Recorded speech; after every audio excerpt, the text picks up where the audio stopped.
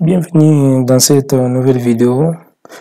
Nous allons voir maintenant comment superviser un routeur tout en ajoutant et en supervisant ce routeur. Et là, dans un premier temps, nous allons aller dans ce fichier vim/usr local najos etc najos.cfg et nous allons documenter cette ligne où se trouvent les switches, routeur et switch. Nous allons documenter cette ligne. Et une fois cette ligne documentée, maintenant, nous allons taper maintenant cette commande qui va nous permettre de passer aux configurations. Nous allons faire vim. Bon, nous allons tout simplement rappeler la commande pour faire facilement etc object et là nous avons switch.cfg et ici nous avons le nom de host. Notre host ici, c'est au niveau de notre routeur, c'était R1, donc c'est ce que nous allons nommer comme nom. Et après aussi, nous allons directement saisir l'adresse IP ici. Ici, nous allons passer en mode insertion ici. Et nous allons taper R1 ici.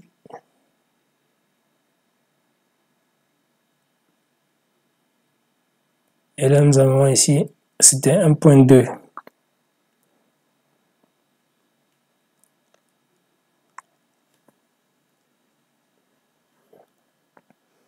Du coup, partout où se trouvent les hosts là, les host names, c'est ce que vous allez mettre. Bon, vous pouvez aussi choisir ici un alias ici que vous allez nommer par exemple ici routeur.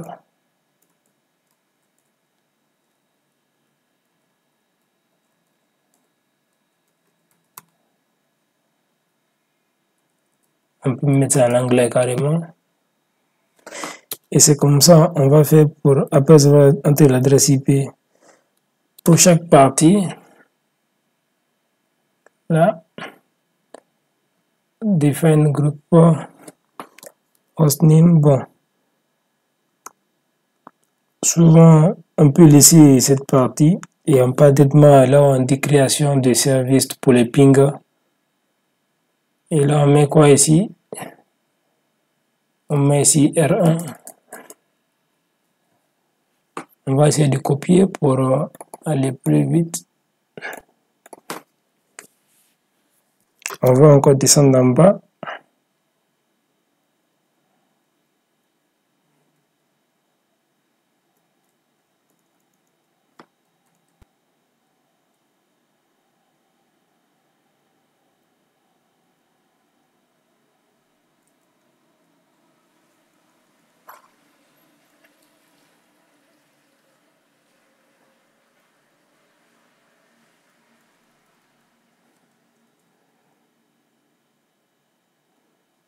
Et là c'est fini, nous allons enregistrer et quitter. Et si on vient normalement au niveau de notre, on redémarre, même sans redémarrer, bon, on va redémarrer. Normalement, ça doit s'ajouter automatiquement, mais c'est pas venu. Restart najos.service. On vient ici, on patiente un peu.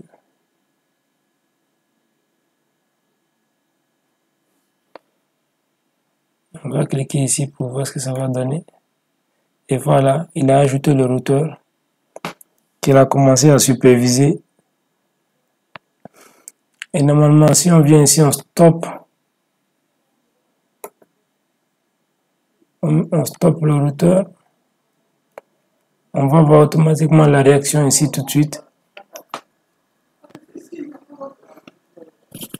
Pour voir si ça marche réellement.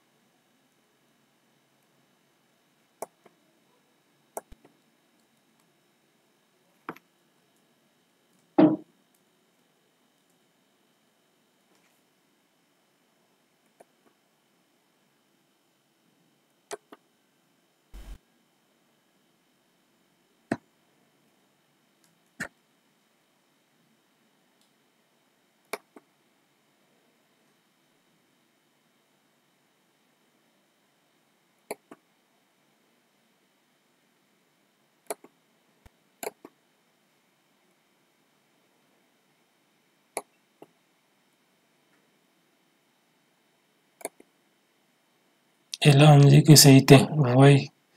Et là, on voit bien que ça marche. Donc, on se retrouve dans une prochaine vidéo pour voir comment superviser aussi le switch